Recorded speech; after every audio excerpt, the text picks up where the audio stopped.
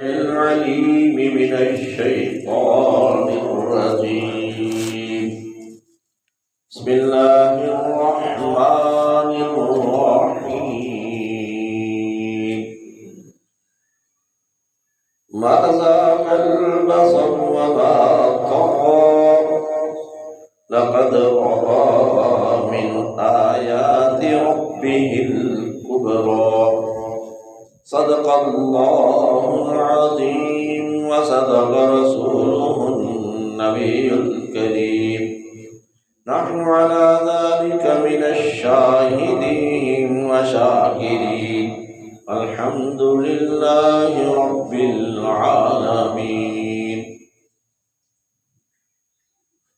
اما بعد، اللہ تبارک و تعالیٰ کی حمد و ثنا کے بعد آقا نامدار فخر الموجودات سید الکونین سید الثقلین والی بطحا امام الانبیاء سید المرسلین و خاتم النبیین حضرت محمد مصطفیٰ احمد مجتبیٰ صلی اللہ علیہ وآلہ وسلم کی ذات اقدس پر کروڑوں درود و سلام.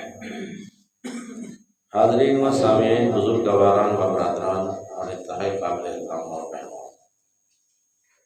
آج کا خطبہ جس پہ چند اہم نکات کا ذکر ہوگا جن کا تعلق ہمارے عقائد کے ساتھ ہے، جو پچھلے مہینے معراج النبی والے مہینے بڑے بڑے اسکالرز مختلف چینلز پر محو گفتگو تھے اور وہ اپنے اپنے عقائد پیش کر رہے تھے. تو جو ان میں غلط عقائد پائے گئے ان کی آج کے خطبے میں انشاءاللہ الرحمن نشاندہی ہوگی، کیونکہ اکثر لوگ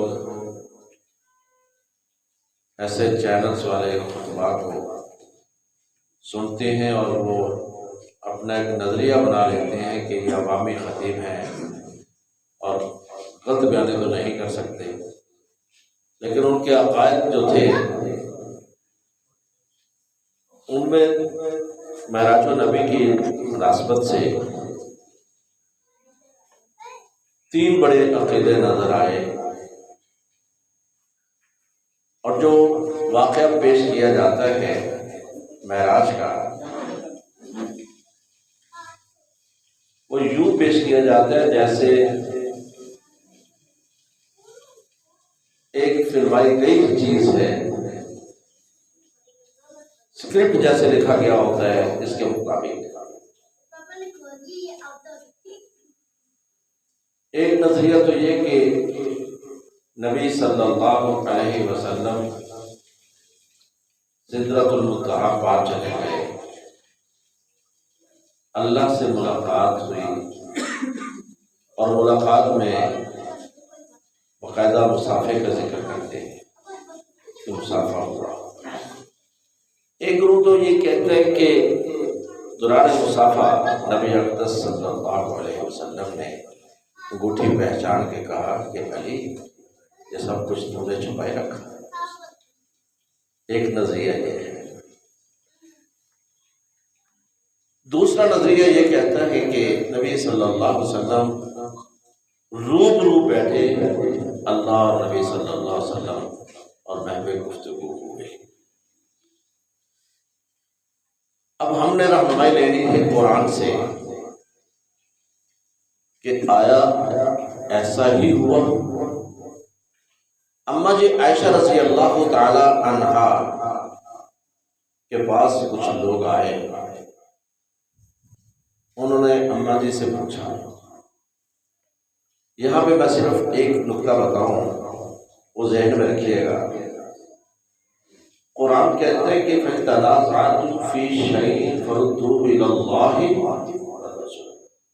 کسی بھی معاملے میں کوئی تمہارا اختلاف بپا ہو جائے، تنازع پڑ جائے، نزاع ہو جائے، تو رجوع کس کی طرف کرنا ہے؟ اللہ اور رسول کی طرف. تیسری کوئی چیز نہیں. ہمارے دنیاوی معاملات میں بھی اگر دیکھا جائے، ایک انگلش کا ورڈ مثال کے طور پر پیوٹیفل، میں کہتا ہوں نہیں یہ لفظ پٹ ہے، کوئی کہتے ہیں نہیں یہ پیوٹ ہے، تو یہ جھگڑا کہاں پہ ختم ہوگا؟ ڈکشنری پہ۔ جھگڑا کہاں پہ ختم ہوگا؟ ڈکشنری پہ۔ کوئی سیاح کہے گا یار ڈکشنری لے جاتے ہیں، جو اہل زبان نے اس پہ اس کا تلفظ لکھا ہے وہ اس پہ عمل کر لیتے ہیں۔ تو یہاں پہ اللہ نے فرمایا کہ تمہارا یہ جھگڑا ختم ہوگا اللہ اور رسول کے فرمودات پہ، جو اللہ نے فرمایا، جو نبی صلی اللہ علیہ وسلم نے فرمایا۔ اماں جی سے پوچھا گیا کہ اماں جی آیا نبی صلی اللہ علیہ وسلم کی اللہ سے ملاقات ہوئی اور اللہ کو دیکھا؟ آپ رضی اللہ تعالی عنہ نے فرمایا لا تدرکہ الابصار وہو یدرک الابصار۔ نبی صلی اللہ علیہ وسلم سے پوچھا گیا یا رسول اللہ آپ نے اللہ کی زیارت کی؟ تو آپ نے فرمایا ان آنکھوں سے نہیں، دل کی آنکھوں سے۔ اس کا مطلب کیا ہوا؟ قرآن نے پہلے کہہ دیا کہ تمہاری نگاہیں اس کا ادراک نہیں کر سکتی،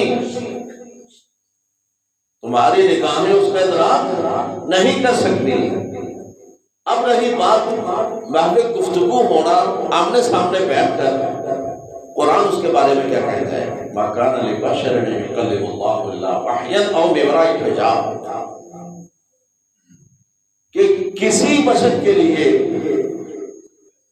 اولاد آدم میں سے کسی کے لیے اللہ سامنے بیٹھ کر گفتگو نہیں کرتا، الا وحیا او من وراء حجاب، یا وحی کے ذریعے یا پردوں کے پیچھے۔ اللہ میں گفتگو ہوا موسیٰ علیہ السلام کے ساتھ، سامنے آ کر روشنی کے ذریعے تجلی، تو آواز آئی۔ تو نبی صلی اللہ علیہ وسلم نے فرمایا کہ میرے اور اللہ کے درمیان 70,000 نوری پردے حائل تھے۔ قرآن کہتا ہے کہ آدم کی اولاد میں سے کسی نے بھی، لفظ بشر میں قرآن والا استعمال نہیں کر رہا، بشر وہ ہے جو آدم کی اولاد ہے، اولاد آدم میں سے کسی سے بھی اللہ ہم کلام نہیں ہوا سوائے وحی کے ذریعے یا پردوں کے پیچھے سے، یا اپنا کوئی فرشتہ بھیج کر دیں۔ اس کا مطلب کہ عقیدہ کون سا اپنانا چاہیے؟ جو اللہ نے بیان کر دیا، جو رسول اللہ صلی اللہ علیہ وسلم نے خود ارشاد فرما دیا۔ حضرت عبداللہ بن عباس رضی اللہ تعالیٰ عنہ سے پوچھا گیا کیا نبی صلی اللہ علیہ وسلم نے اللہ کو دیکھا؟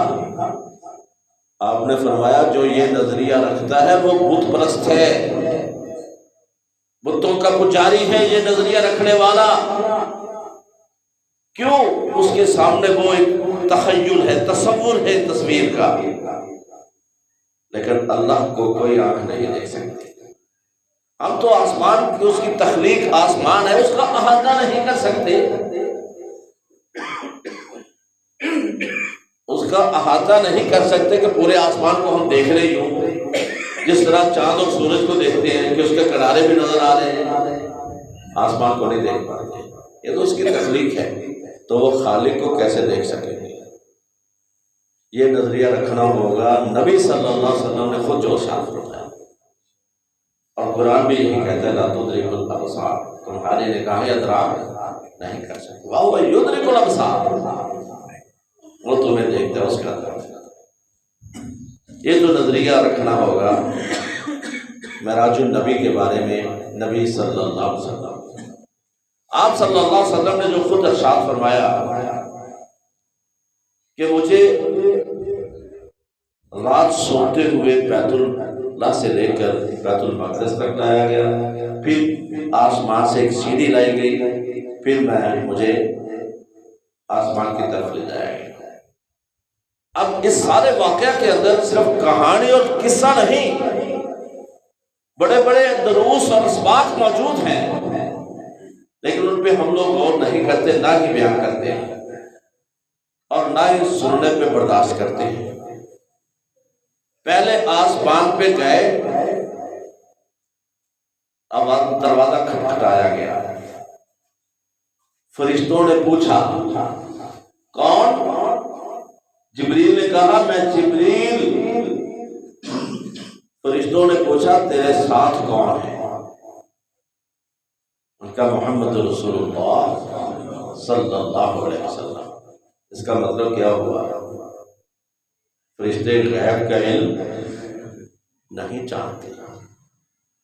پوچھا جبریل خود لائے ہو یا بلائے گئے ہیں؟ کہا بلائے گئے ہیں۔ فرشتوں کو پہلے پتا نہیں تھا کہ یہ انوائٹڈ ہے، بن بلائے نہیں لائے جا رہے۔ آپ صلی اللہ علیہ وسلم فرماتے ہیں جب پہلے آسمان پہ میں پہنچا، ایک بزرگ بیٹھے ہوئے تھے، دائیں طرف کچھ لوگ تھے، بائیں طرف کچھ لوگ تھے۔ جب وہ بزرگ دائیں طرف دیکھتے تو ان کا چہرہ حشاش بشاش ہو جاتا، کھل جاتا خوشی سے، اور جب بائیں طرف دیکھتے تو افسردہ ہو جاتے اور پریشان ہو جاتے، جس طرح پریشانی کا چہرہ ہوتا ہے افسردگی کا۔ تو میں نے جبریل سے پوچھا جبریل یہ کون ہے؟ الفاظ پہ غور، حدیث نبوی، فرمانے رسول، واقعہ آپ ارشاد فرما رہے ہیں کہ میں اس طرح گیا، میں نے پوچھا جبریل سے جبریل یہ کون ہے؟ جبریل نے کہا آپ کے بابا آدم ہیں، ان کے دائیں طرف ان کی خوش قسمت نیک لوگوں کی روحیں، اور بائیں طرف ان کی وہ بدبخت اولاد جو جہنم میں جائے گی۔ تو دائیں طرف ان جنتی روحوں کو دیکھتے ہیں تو خوش ہو جاتے ہیں، آپ کا چہرہ حشاش بشاش ہو جاتا ہے، اور جب بائیں طرف دیکھتے ہیں تو افسردہ ہو جاتے ہیں کہ یہ میری بدبخت اولاد جو جہنم میں جلے گی۔ تو آپ آگے بڑھیے اور سلام کیجیے، جبریل نے کہا۔ تو نبی صلی اللہ علیہ وسلم فرماتے ہیں کہ میں آگے بڑھا اور بابا کو سلام کیا۔ بابا نے مجھے نبوت کی مبارکباد دی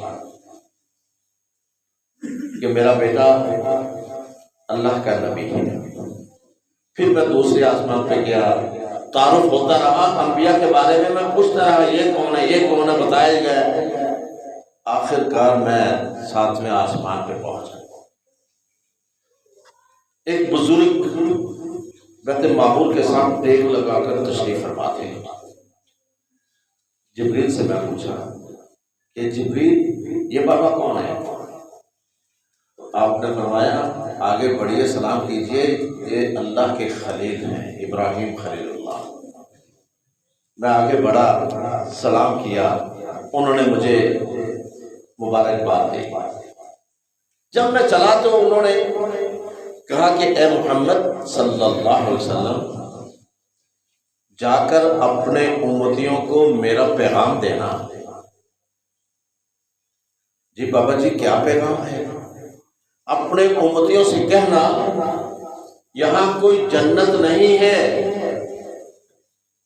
کوئی جنت منت نہیں، کوئی باغ نہیں، کوئی درخت نہیں، کوئی پھل نہیں، نہ کوئی چشمہ ہے، نہ نہر ہے، نہ محل ہے، کچھ نہیں، چٹیل میدان ہے، لیکن ہے بڑا زرخیز، ہے بڑا زرخیز۔ جو بھی بیج دنیا سے بھیجو گے تناور درخت بن جائے گا۔ لہذا اپنا محل بنوانے کے لیے، نہریں کھدوانے کے لیے، چشمے بنوانے کے لیے میٹیریل دنیا سے بھیجنا ہوگا، میٹیریل دنیا سے بھیجنا ہوگا۔ جو میٹیریل دنیا سے بھیجو گے اس کی وہ تعمیر کر دی جائے گی، محل بھی بن جائیں گے، چشمے بھی لگ جائیں گے، باغات بھی اگائیں گے، لیکن سارا کچھ دنیا سے بھیجنا ہے۔ اب ہم نے محنت کرنا ہے کہ کون سی ٹائل اپنے محل کے اندر لگوانی ہے۔ ٹف ٹائل لگوانی ہے یا ماربل کی، اور اس کی قیمت ہے، یقیناً ٹف ٹائل کی قیمت اور ہے، ماربل اور دوسرے پتھروں کی قیمت اور ہے، فرق ہے دونوں کی قیمتوں میں۔ ایک کی قیمت، ٹف ٹائل کی قیمت صرف نمازیں پڑھنے کی، اور دوسری جو مہنگی ٹائلز ہیں ان کی قیمت تہجد بھی ہے، اشراق بھی ہے، نفل نوافل بھی ہے، صدقہ و خیرات بھی ہے، یہ مختلف قیمتیں ہیں۔ تو ہم نے جتنی محنت کریں گے اسی محنت کے مطابق وہاں محل تیار ہوگا، اسی انداز میں اسی خوبصورتی کی کیفیت ہے۔ جتنا میٹیریل، جو میٹیریل بھیجیں گے وہی اسی انداز میں بن جائے گا، خوبصورت میٹیریل بھیجیں گے خوبصورت بن جائے گا، یا ایسے کچا پکا میٹیریل جیسے ہماری نمازیں ہیں بے روح قسم کی، اور بے روح نمازیں وہ نمازیں جس میں 4 رکعت مولوی صاحب نے پڑھائیں، 4 رکعت والی نماز، اور پیچھے پڑھ رہے ہیں سیٹھ کھڑے، تو ایک سیٹھ صاحب کہنے لگے مولوی صاحب آج تو 3 پہ سلام پھیر دیا آپ نے۔ مولوی صاحب کہنے لگے نہیں، میں نے تو 4 پوری پڑھائی۔ انہوں نے کہا مولوی صاحب میری 4 دکانیں ہیں، میں نے 3 کا حساب کیا تھا ابھی، تو آپ نے نماز ختم کر دی۔ اس کا مطلب کیا ہوا کہ 4 رکعتوں میں 4 دکانوں کا میں حساب کرتا ہوں۔ ہماری یہ نمازیں ہیں۔ اور بھائی اللہ کی قربت کیسے حاصل ہو؟ وہ جو جنت حاصل کرنے والا، جنت کے اندر محل تعمیر کروانے کے لیے جو میٹیریل ہم نے بھیجنا ہے، اگر اس قسم کا میٹیریل ہوا ٹف ٹائل سے بھی کم، تو پھر کس محل کی توقع رکھتے ہیں؟ کس چشمے اور کس نہر کی توقع رکھی جا سکتی ہے؟ ابراہیم علیہ السلام نے فرمایا کہ دنیا سے میٹیریل بھیجنا ہوگا۔ اللہ نے فرمایا وَمَنْ خَافَ مَقَامَ رَبِّهِ جَنَّتَانِ، 2 پلاٹ ہیں ہر شخص کے، ہر شخص کے جنت کے لیے 2 جنتیں ہیں، 2 باغات ہیں، دوسرے لفظوں میں 2 پلاٹ ہیں وہاں پہ۔ اور پلاٹ کیسے 2 الاٹ ہوئے؟ الاٹمنٹ کے لیے 2 قسم کی الاٹمنٹ ہوتی ہے، ایک کچی الاٹمنٹ ہوتی ہے، ایک پکی الاٹمنٹ ہوتی ہے، کچی آبادی اور پکی آبادی۔ کچی آبادی چھینی بھی جا سکتی ہے اور پکی آبادی کا کوئی خطرہ نہیں ہوتا۔ اللہ تبارک و تعالیٰ کا فرمان ہے جو شخص اپنے رب سے ڈر گیا، فمن خاف مقام ربہ جنتان، 2 جنتیں۔ نبی صلی اللہ علیہ وسلم سے پوچھا کہ یا رسول اللہ صلی اللہ علیہ وسلم یہ 2 جنتیں کی کیفیت کیا؟ آپ نے فرمایا کہ ہر پیدا ہونے والا جو ہے اس کے نام الاٹمنٹ ہو جاتی ہے جنت کی، لیکن وہ الاٹمنٹ کے لیے انسٹالمنٹ تو پھر ادا کرنا ہوگی نا، قیمت تو اس کی ادا کرنا ہے۔ تو اعمال کی شکل میں ہم قیمت ادا کرتے ہیں اور پھر وہ اللہ پکی الاٹمنٹ کر دیتا ہے۔ اور دوسری جنت کیسی؟ وہ جس کی کچی الاٹمنٹ تھی، وہ انسٹالمنٹ ادا نہیں کر سکا عبادات کی شکل میں، صدقات و خیرات کی شکل میں، اس کی وہ الاٹمنٹ کینسل ہو گئی اور وہ کینسل ہو کر ادھر آ گئی، اس کا جہنم جو تھا اس کی طرف چلا گیا، وہ جہنم میں، اور اس کی جو جنت تھی وہ اس کو مل گئی۔ اس لیے ہر جنتی کو 2 جنتیں ملیں گی، اپنے رب سے ڈرنے والے کو 2 جنتیں ملیں گی۔ تو بھائی ان جنتوں کی آبادی کے لیے بہت ضروری ہے کہ ہم میٹیریل یہاں سے بھیجیں، میٹیریل ہر قسم کا، یا نمازوں کی شکل، صدقہ و خیرات کی شکل، اور انسانیت کی خدمت کی شکل، انسانیت کی خدمت کی شکل۔ سب سے بڑی بات ہے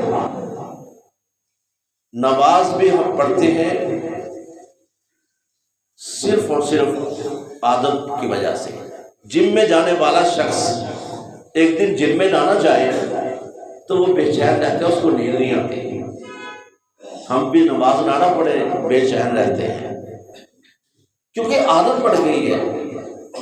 بھائی عادت نہیں بنانا، قربت حاصل کرنا چاہتے ہیں تو دل کی گہرائی سے پڑھنا ہوگا۔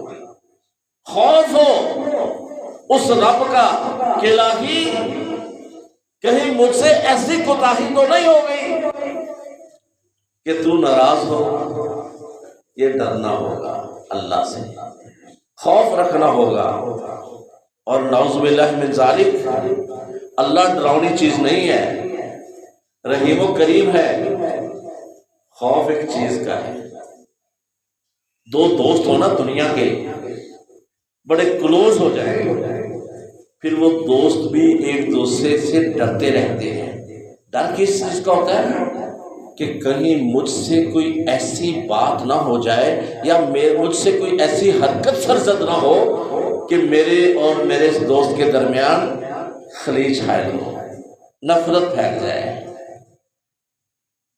اس چیز کا خوف ہوتا ہے، اس چیز کا ڈر ہوتا ہے دو محبت کرنے والوں کے درمیان. تو جب اللہ سے ہم محبت کرتے ہیں تو پھر خوف رکھنا ہوگا اسی بات کا کہ کہیں مجھ سے ایسا عمل سرزد نہ ہو کہ میرے اور اللہ کے درمیان پائی جانے والی 70 ماؤں سے بھی زیادہ محبت اس میں دراڑ حائل ہو جائے، اس میں دیوار کھڑی ہو جائے، دوری پڑ جائے. خوف اس چیز کا رکھنا ہوگا. اور یہی اللہ بار بار کہتا ہے ایمان والو اللہ سے ڈرو. یا ایھا الذین آمنوا اتقوا اللہ، لفظ ایمان بھی ہے اور اللہ سے ڈر بھی ہے.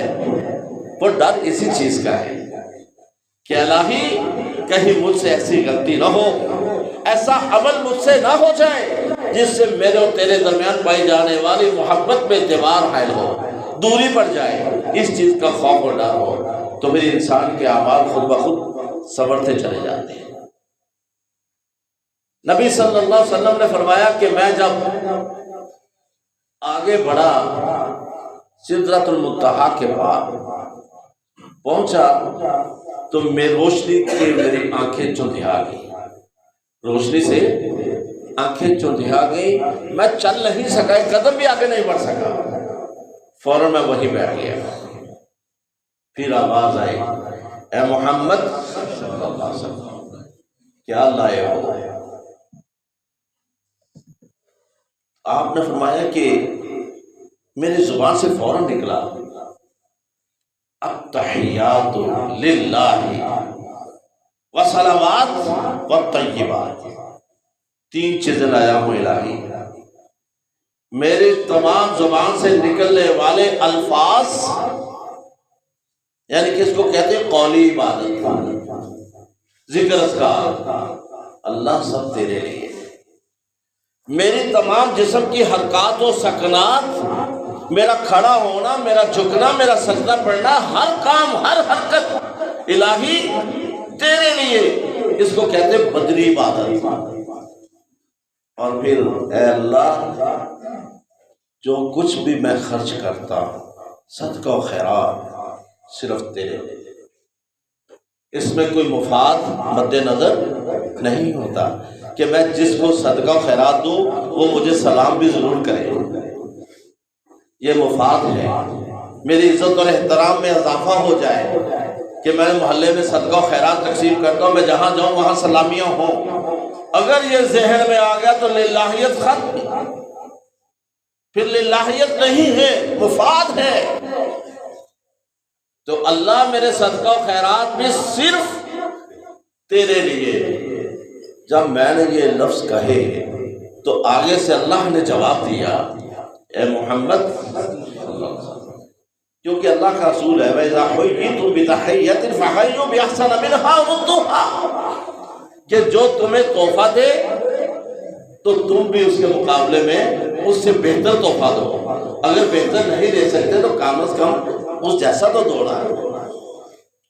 یعنی کہ یہ شکرانہ ادا ہوتا ہے. اللہ نے کہا اپنے رسول کے مطابق اے محمد صلی اللہ علیہ وسلم تو نے کہا قولی عبادات مجھ اللہ کے لیے، بدنی عبادات مجھ اللہ کے لیے، تیرے صدقہ و خیرات مالی عبادات مجھ اللہ کے لیے. تو پھر تیری زبان پر سلامتی، السلام علیکہ ایھا النبی، سلامتی ہو اے میرے حبیب ایھا النبی، ورحمت اللہ، تیرے جسم پر اللہ کی رحمت ہو. اور جسم کے لیے رحمت ہی چاہیے، نرمی چاہیے، رحم چاہیے، تو اللہ نے رحمت دی۔ اور وبرکاتہ، برکت کس میں ہو؟ تیرے دیے ہوئے صدقہ و خیرات جو تو رزق خرچ کرتا ہے، تیرے رزق میں، تیرے مال و دولت میں برکت ہو۔ 3 تحفے اللہ کو دیے، جب اپن 3 تحفے مل گئے، رحمت کا تحفہ،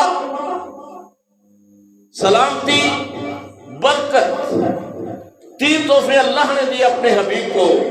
قربان چاہیے ایسے حبیب پر اور ایسے ہادی و مرشد پر، وہاں پہ ہمیں یاد کیا۔ محبوبوں کی گفتگو ہے، اور یاد کن کو کیا جا رہا ہے؟ امتیوں کو، اپنے غلاموں کو۔ کہنے لگے اے اللہ سلام علینا وعلی عباد اللہ الصالحین، اے اللہ ہم سب پر، یعنی کہ تمام انبیاء پر سلامتی ہو، اور صالحین نیک بندوں پر بھی سلامتی ہو۔ یہی دعائیں ان سب پر۔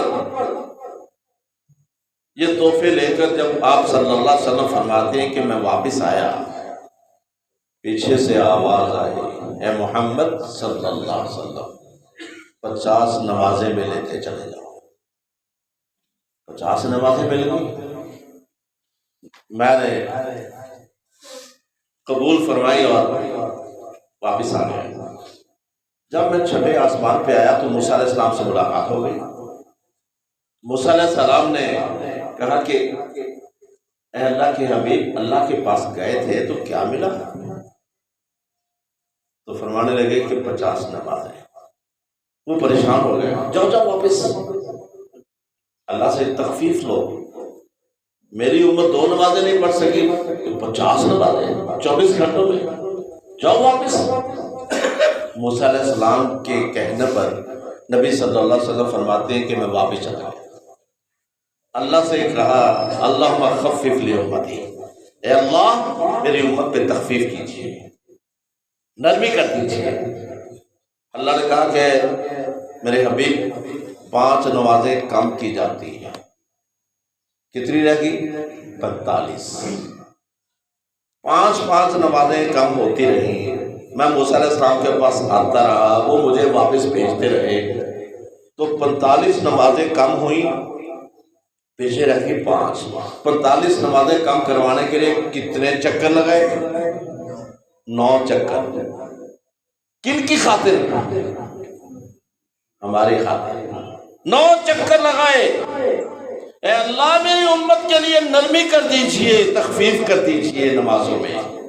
تو ہر چکر میں 5 نمازیں کم ہوتی رہیں، 9 چکر لگائے ہمارے لیے، اور پھر ہم پہ مان ہے کتنا؟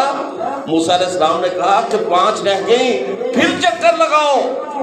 کہنے لگے نہیں، مجھے شرم آتی ہے کہ لا الہ الا اللہ محمد رسول اللہ پڑھنے والا، میرا امتی، میرے تربیت میں رہنے والا 5 نمازیں نہیں پڑھ سکے گا۔ یہ کن پہ مان ہے؟ ہم پہ، اور ہم نے اس مان کی لاج رکھی۔ سوچنے کی بات ہے، ہم نے اس اللہ کے حبیب کے مان کی جو آس پاس پہ مان ہم پہ رکھا، اس کی لاج رکھی نہیں، تو اس کا مطلب ہے جو اللہ کے حبیب کی لاج نہیں رکھتا، سب سے بڑا گستاخ تو وہ ہے۔ اور پھر ہم اپنے آپ کو مومن کے مومن کہہ رہے ہیں، مسلمان کے مسلمان کہہ رہے ہیں۔ نبی صلی اللہ علیہ وسلم کا فرمان ہے کافر اور مسلمان کے درمیان، مومن کے درمیان اگر کوئی چیز ہے تو وہ نماز ہے۔ تو بھائی آپ صلی اللہ علیہ وسلم کے آخری کلمات جو اس دنیا سے رخصت ہوتے ہوئے آپ نے فرمائے تھے کہ میرے امتیوں کو کہنا نماز کا خیال رکھنا، نماز کی پابندی کرنا۔ اللہ تبارک و تعالی ہمیں اپنے اللہ کے حبیب اور اپنے ہادی و مرشد اور محسن کی بات پہ لاج رکھنے کی توفیق عطا فرمائے، اپنا صلی اللہ علیہ وسلم کی صحیح مطیع و متبع بنانے کی توفیق عطا فرمائے۔ وآخر دعوانا الحمدللہ رب العالمین۔